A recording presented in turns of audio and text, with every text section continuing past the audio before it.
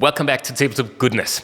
I wanted to talk about a topic that's been bugging me for a while now, and that is the recent price surges of cards and special editions. Well, recently there's been a surge in so-called limited or special editions, which all contain just a very small number of cards. I already talked about Sorcery Dragon Lord before, but we've seen something similar happen with Riftbound now as well. And look, I love collecting things, but the prices for some of the items are simply astronomical for what you get. The impossible-to-get Dragon Lord set had an MSRP of $59 for a total of 13 cards, and the recently released Riftbound League of Legends Arcane box set was priced at $69.99, sporting only 6 cards.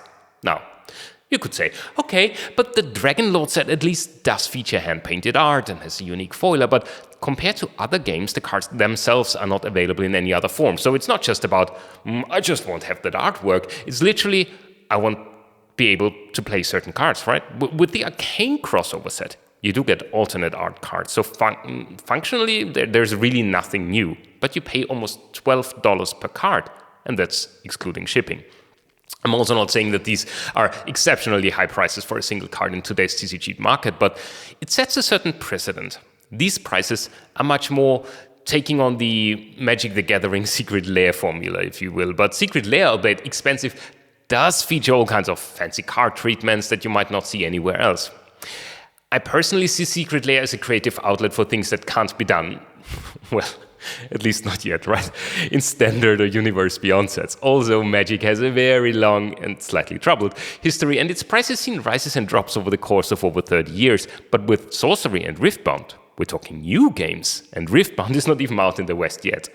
Still, the Arcane set sold out, and Dragon Lord sits comfortably at 5 times MSRP now, and people buy it, and sure, they're scalpers and yada yada yada, but at the end of the day, we are feeding a machine that surely preps for even higher prices in the future, and this is worrying to me and to the hobby.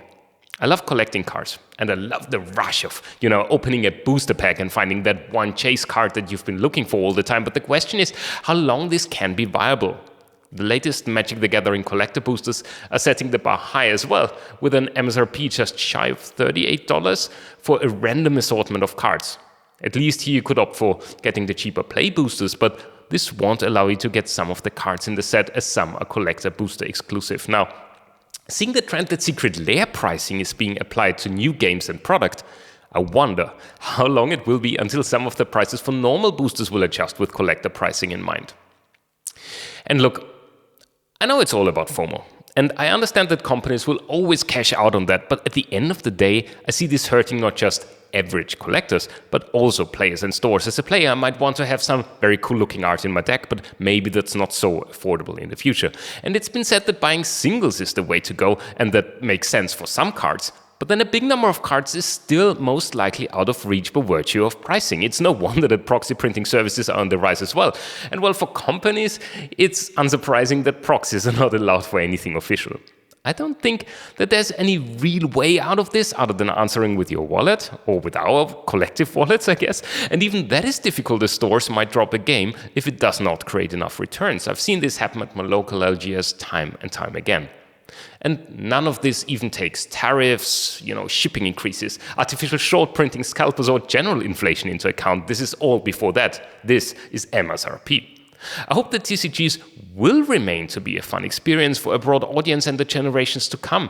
That's why I'm also supporting you in creative explorations of this genre on Kickstarter and other platforms. And yes, I also do play mainstream TCGs, but I've kind of accepted the fact that I will not have complete collections anymore, but go back to, cracking a display, or maybe even just some boosters, and just enjoying playing the game for what it is, a fantastic experience that can bring together all kinds of people, right?